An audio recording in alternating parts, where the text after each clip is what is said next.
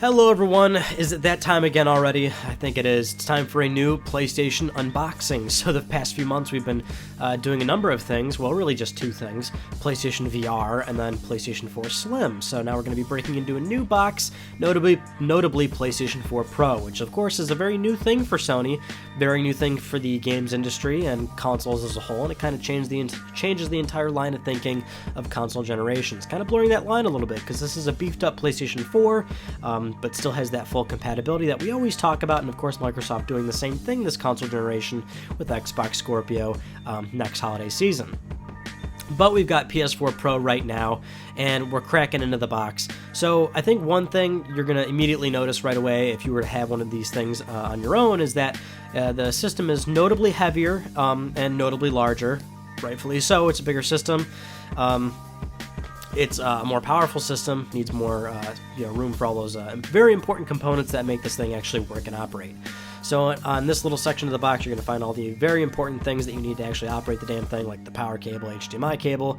You're included 3.5mm headphones that are connected to the controller, and that the very end of this cardboard piece is your hidden DualShock 4, which is kind of a pain in the ass to pry out, but believe me, it's down there, and of course the USB cable to charge your precious new shiny very wonderful to touch DualShock 4. I say that of course because it's new, because then you start playing it for like how many hours, and you start getting the controller greasy and you get it broken and then it feels no longer new.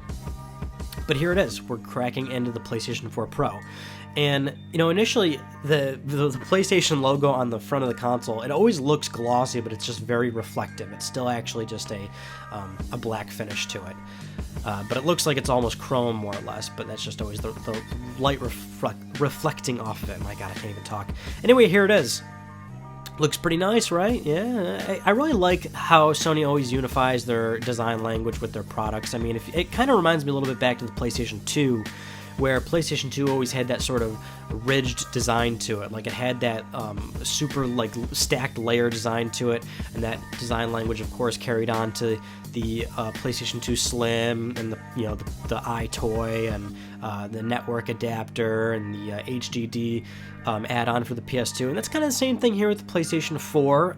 It is just a slanted ridged design, and that is of course carried forward through original PS4, PS4 Slim, and now PS4 Pro, and also the breakout box for the PlayStation VR. Anyway, of course, we're also doing, if you can see right here, is a first boot up, bringing some more riveting footage to you just to show you guys that it does in fact boot up like a normal PlayStation 4, and it is a normal PlayStation 4 with a normal dynamic menu just like everybody else. You can also actually see this is a new TV I'm going to be setting up in my bedroom. It is a 49-inch Samsung 4K curved display. Can't really use PS4 Pro all that much unless you actually have a proper display for it, even though there are obviously some major benefits to using this thing on a 1080p display, which we will talk about in later videos, but this will be a new TV moving forward for me. Anyway, just your typical setup process on PS4. Nothing entirely out of the norm here. Start now. Boom, you're pretty much ready to go. The system's going to recognize the display automatically, and that's going to be the same way even if you have an HDR display for, say, a normal PS4, because all PS4s have HDR support. It's just going to recognize that display right away and give you the option to output your resolution and turn on HDR if the games recognize it. But go to video output settings and we can see it right there. 2160p on the dynamic menu. Anyway, thank you all for watching this video, and I'll see you all in my next PS4 Pro related video, or Let's Talk PlayStation. Peace out.